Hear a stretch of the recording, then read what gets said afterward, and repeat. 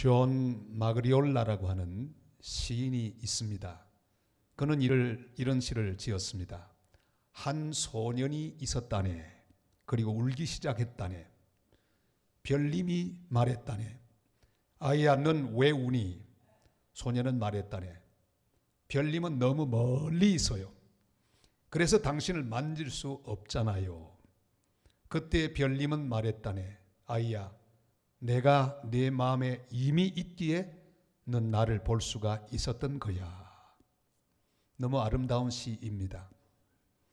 우리에게는 너무 멀어서 만지기 어려운 것들이 많이 있습니다.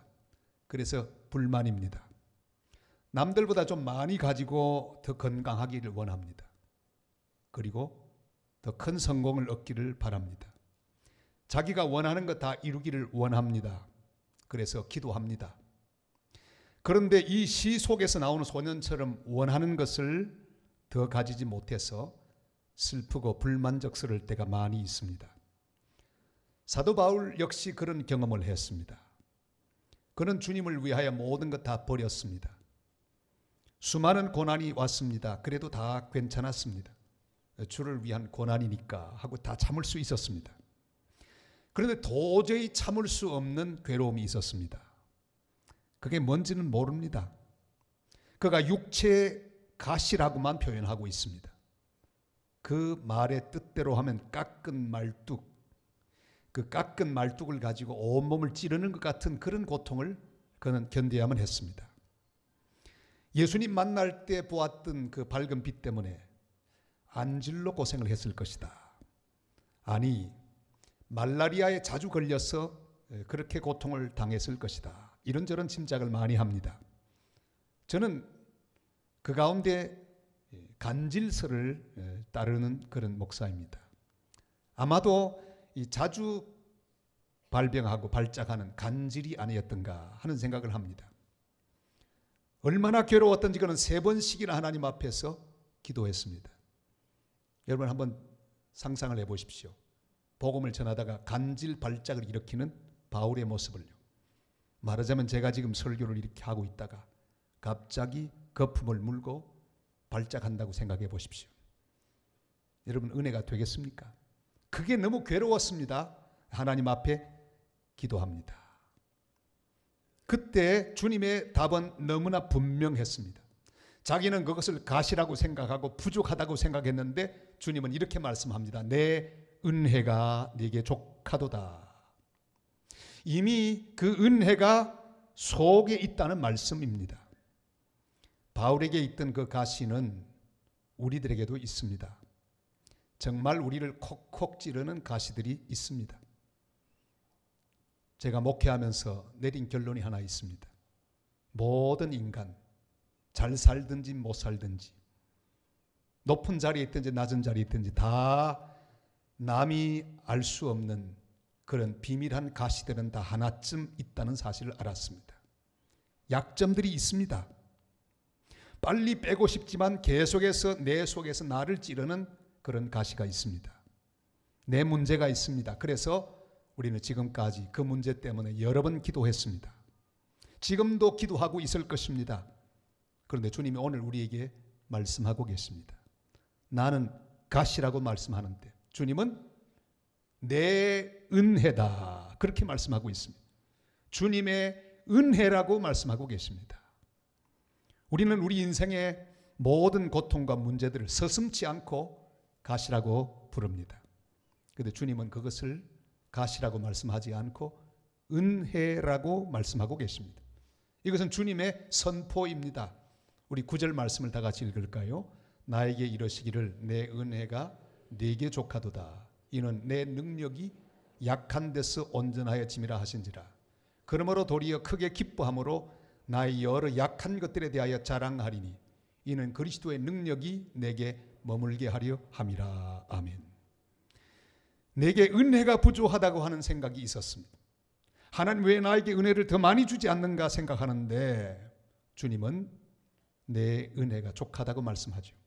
나는 가시라고 말하는데 주님은 가시가 아니라 내 은혜라고 말씀하십니다. 주님이 주신 은혜라고 하는 말씀입니다. 주님이 계획하시고 주님의 목적을 가지고 주님이 나에게 허락한 그런 은혜라고 하는 말씀입니다. 그런데 자꾸만 우리는 이 은혜를 우리 식대로 해석합니다. 많이 가진 것을 은혜라고 합니다. 잘 되는 것을 은혜라고 생각합니다. 잘 풀리는 것을 은혜라고 생각합니다.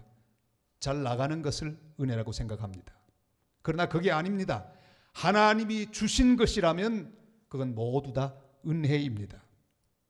우리는 어릴 때 풍선을 가지고 놀던 기억이 있습니다. 풍선에 가스를 집어넣습니다. 그러면 그때부터 이 풍선은 하늘로 올라가기 시작합니다. 그 풍선을 붙잡고 있으려고 줄을 맵니다. 그래서 그 줄의 끝을 잡고 놉니다. 한 가지 물어보겠습니다. 풍선 속에 있는 풍선을 두둥실 뜨게 하는 가스가 은혜입니까? 자꾸만 올라가려는 그 풍선을 잡고 있는 그 줄이 은혜입니까? 우리는 나를 뜨게 하는 그 가스를 은혜라고 생각합니다. 나로 하여금 높이 높이 올라가고 성공하게 하고 앞서게 하고 잘되게 하는 것, 그걸 은혜라고 생각합니다. 그러나 풍선이 하늘로 올라가 봤자 터질 것밖에는 없습니다. 잡혀서 오랫동안 아이들에게 기쁨을 주고 있는 것이 훨씬 낫습니다. 우리는 자꾸만 올라가는 것을 은혜라고 생각합니다. 그러나 하나님의 은혜의 줄에 묶여 있는 것이 더 큰 은혜입니다. 주님의 손에 잡혀서 주님의 기쁨이 되는 것, 그것이 은혜입니다. 주님은 우리의 모든 것을 아십니다. 우리의 강점을 아십니다. 주님이 그 모든 것을 우리에게 주셨기 때문입니다. 우리의 강점, 하나님은 나에게 주신 모든 것들이 잘 유지되게 하기 위하여 주님은 어느 한 구석을 꼭 묶어두십니다. 그걸 잡고 있어야만 그 강점이 계속해서 우리에게 유익하게 될 것을 주님이 아시기 때문입니다.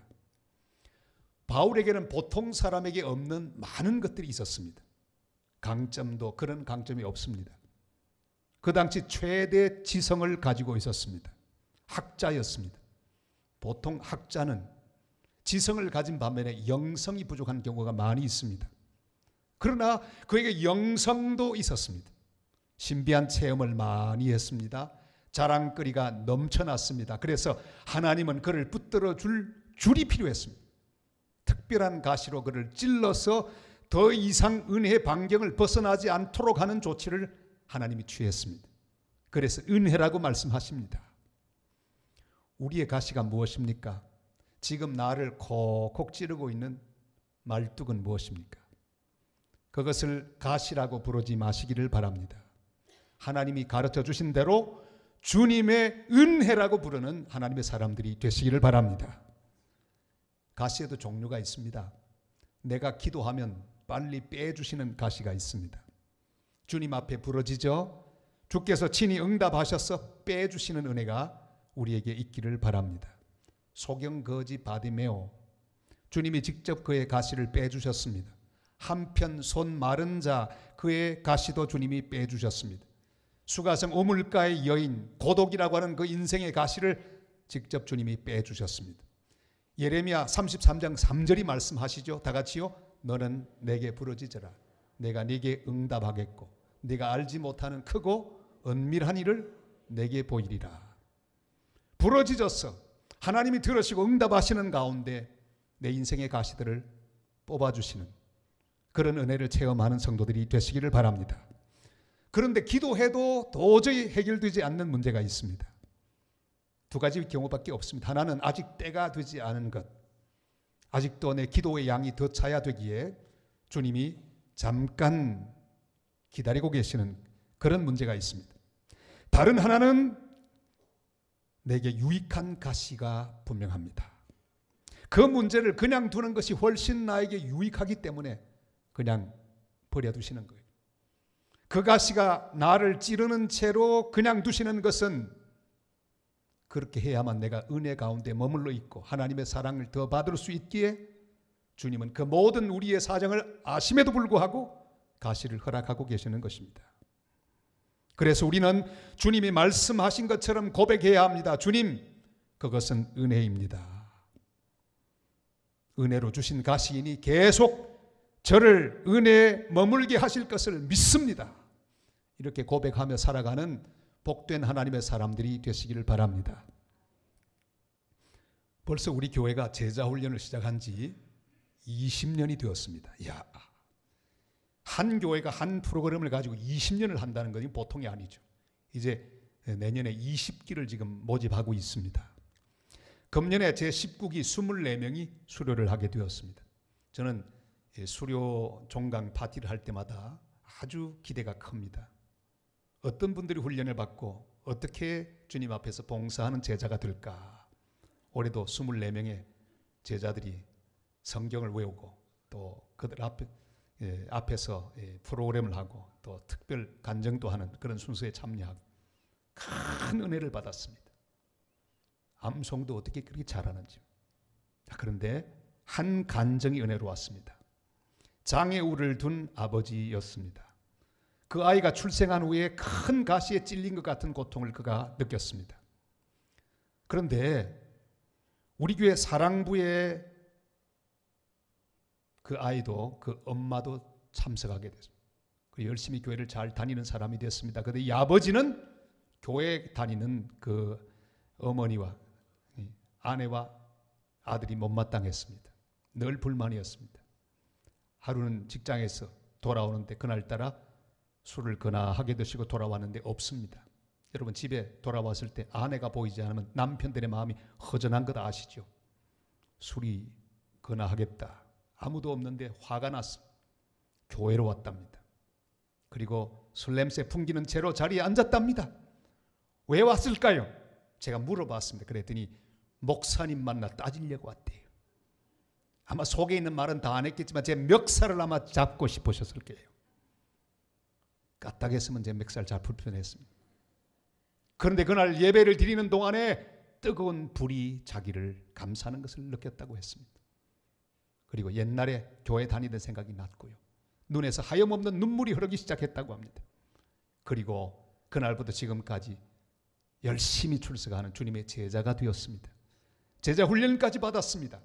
그런데 가장 앞권은 마지막 결론이었습니다.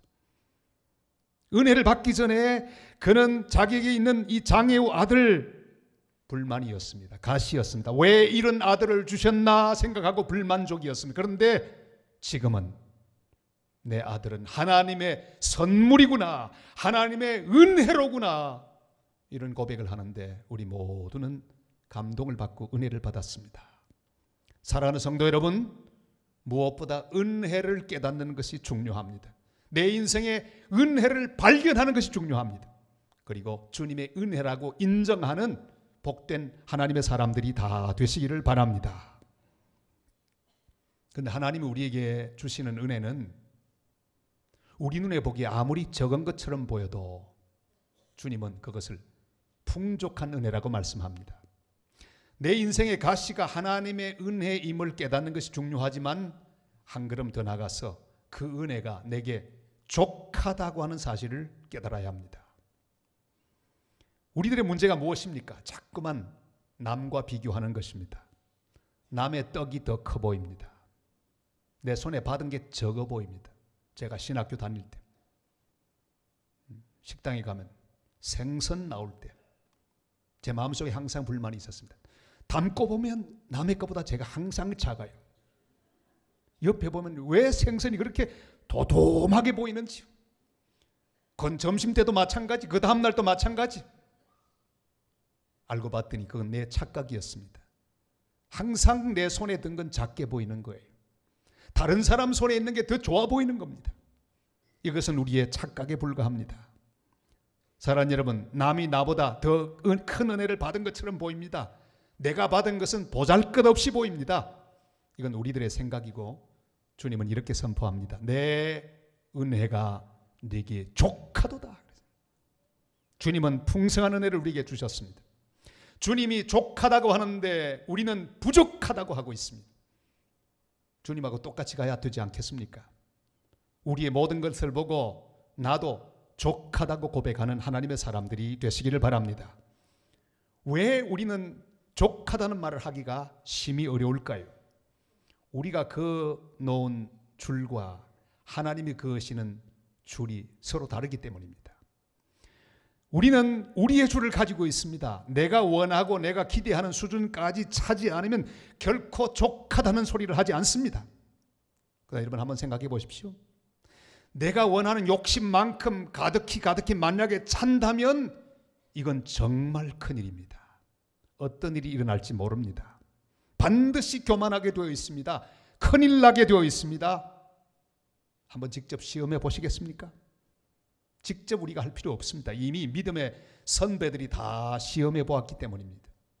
다윗도 시험을 했습니다. 그가 아무 힘도 없는 소년이었을 때, 아무것도 없었을 때 하나님이 그에게 은혜를 충분하게 주셔서 골리앗을 꺾을 수가 있었습니다.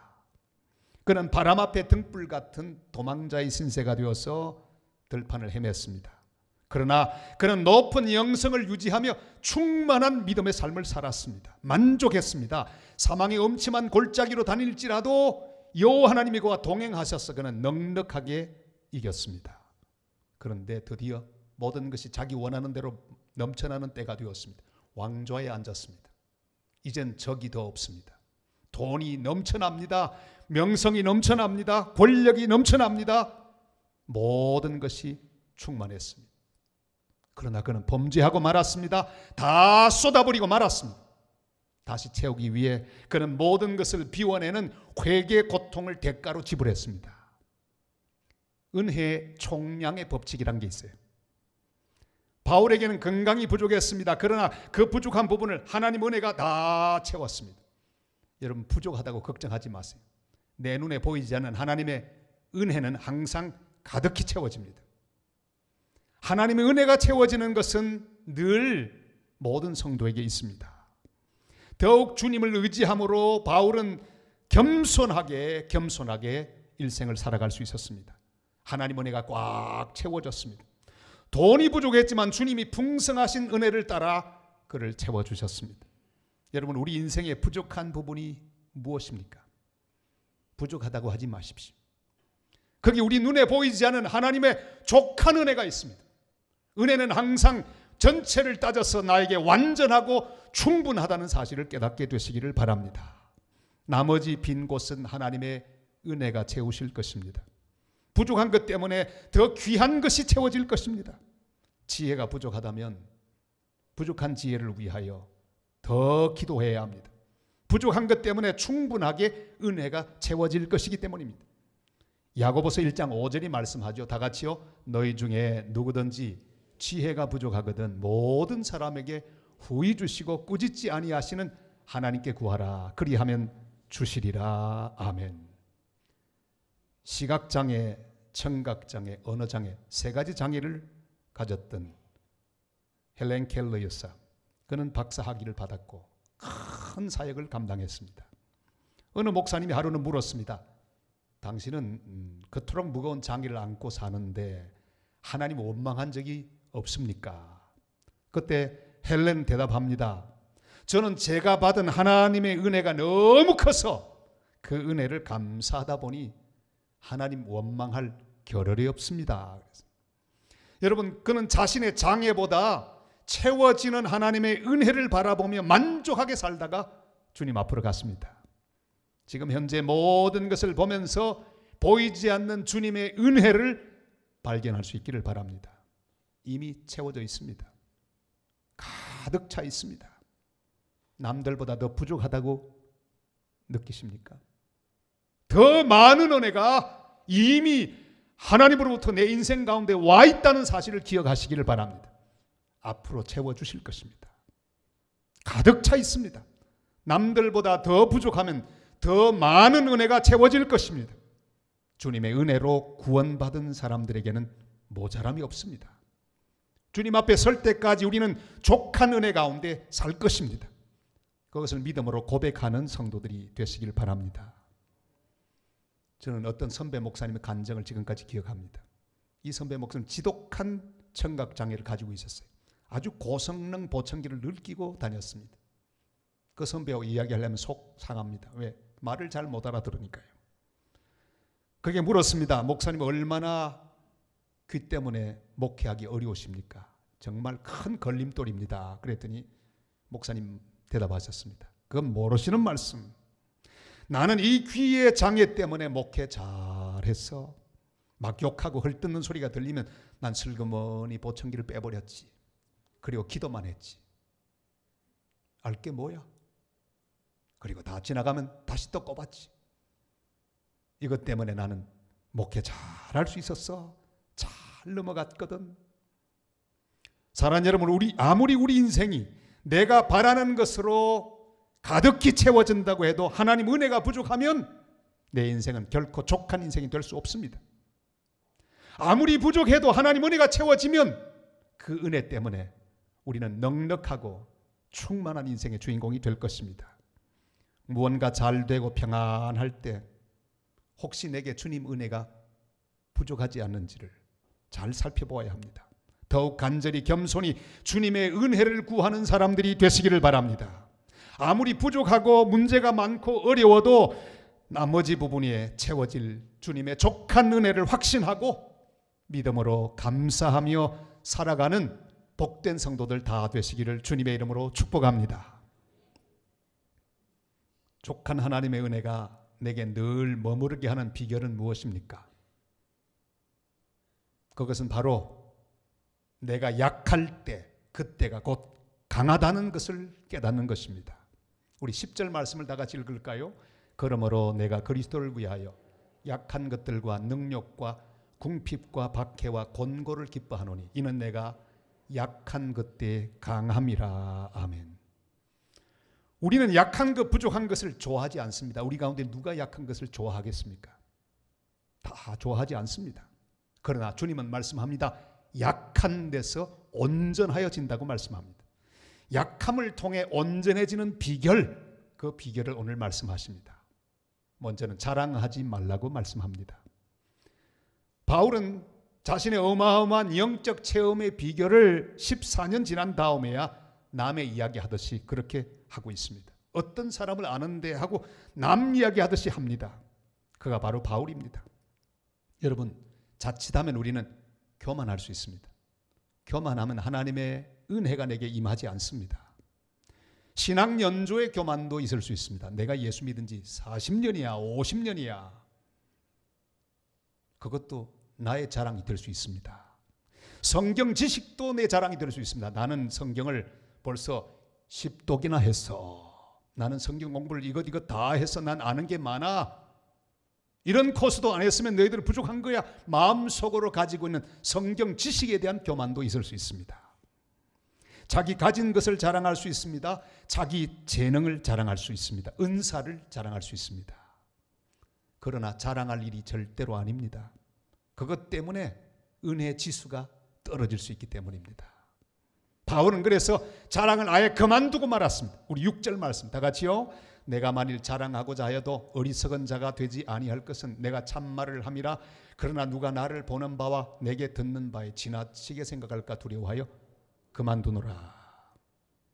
우리의 위대한 신앙의 선배 바울 사도가 그만둔다고 하지 않습니까? 자랑하면 은혜가 머물지 못한다는 사실을 그가 알았기 때문입니다.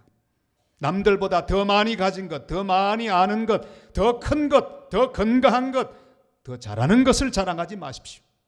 자랑하고 있는 동안에 하나님의 은혜가 있을 것을 우리는 찾지 못할 것입니다.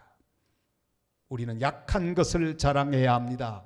약점을 자랑해야 합니다. 부족함을 자랑해야 합니다. 힘 없는 것을 자랑해야 합니다. 주님의 이름 때문에 궁핍하고 핍박받고 능욕당하는 것을 자랑해야 합니다. 남들이 알아주지 못하는 것을 자랑해야 합니다. 내가 바라는 것이 이루어지지 않았음을 자랑하시기를 바랍니다. 내 인생의 가시들을 오히려 자랑하는 하나님의 사람들이 되시기를 바랍니다.